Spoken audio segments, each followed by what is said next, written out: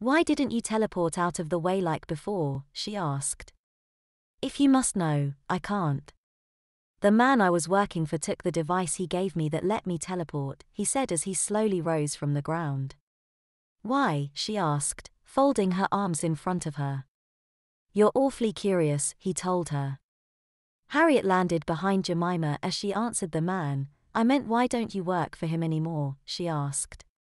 Dementia's Knight shrugged. He was wrong about your friend, and I couldn't work for a man that would attempt to kill an innocent, he said. Jemima and Harriet nodded in unison.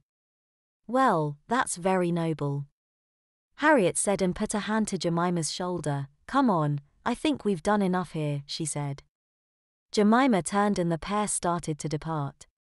Wait, they heard Dementia's Knight call from behind them, making them turn around. Yes? Jemima asked. Well, I was wondering if maybe we could pool our powers together and combat the clockwork in the area, he said. And why would we want to do that? Jemima asked.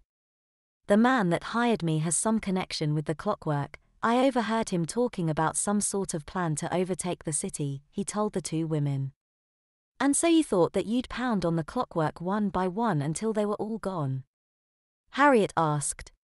Dementia's Knight shook his head. No, I thought that maybe we could raid the Clockwork King's hideout and stop the attack before it starts, he said with a sigh.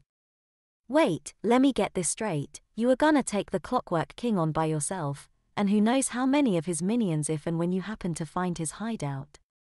Harriet asked, placing her hands on her hips. Pretty much, yeah, he told her, placing his hands on his hips as if to mimic Harriet.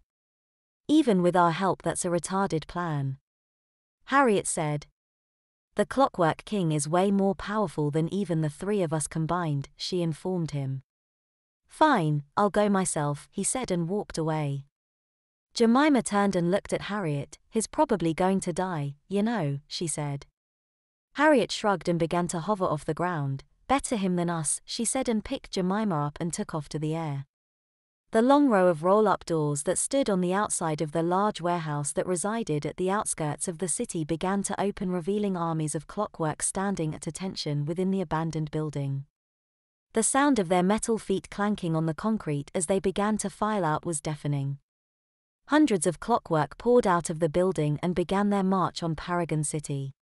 Both of their communicators went off simultaneously, signaling a full alert. Heroes of Paragon City, you are needed now more than ever, came the mayor's voice from the wrist units.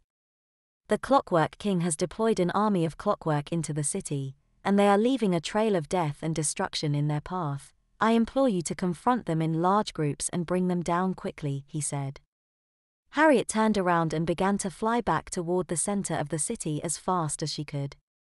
The streets of the city became a war zone as heroes battled the massing clockwork. Energy blasts ripped into buildings and vehicles. Clockwork and heroes alike lay beaten on the ground as the war around them carried on. As the heroes fought back the clockwork minions, they seemed to be winning the battle. Then the rumbling started. The 20-foot-tall behemoth came crashing down the street, mowing down hero and clockwork alike as it chugged forward like a runaway freight train. All will kneel to the will of the Clockwork King, the giant bellowed in a cold mechanical voice.